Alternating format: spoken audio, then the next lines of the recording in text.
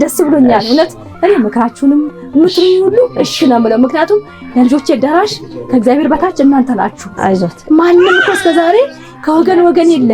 ከእናት የለ ከአባት አለ ብቻ እንድሰቃይ እግዚአብሔር አየኝ ምስጋና ይግባ እያልኩ ነው አሁን ግን እውነት ፈጣሪ አየኝ ምስጋና ይግባክ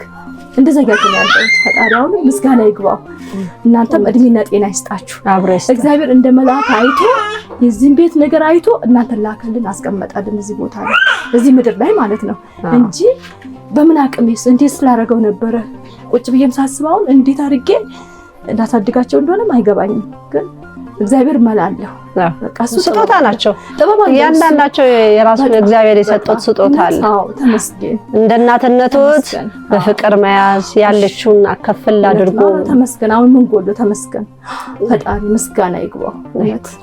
አቺ አሁን አመመኝ የምትሉትን ጸበል በባዶ ሆዶ ጸበል እምነት መቀባት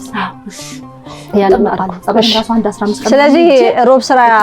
የበባራ ሰብሮ በሄኖክ ሰኞ ነው የምንለውኛ ሰኞ ስራ ይጀምራሉ ይመጡና ያውታሉ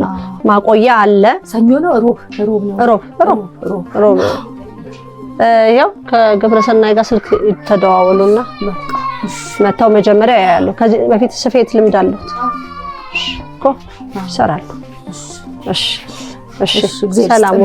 ሰላሙን ደህና ዋሉ እግዚአብሔር ይስጥልን ሻይም ዳቦ እንጀራ ምን ቢያላችሁኝ እንጂ አንበላ ሌላ ጊዜ ነው የመጣው ድንቾች ተሰርቶ ቺፕስ ተሰርቶ ነው ያጣ ሻይ አይደለ እሺ ሰላሙን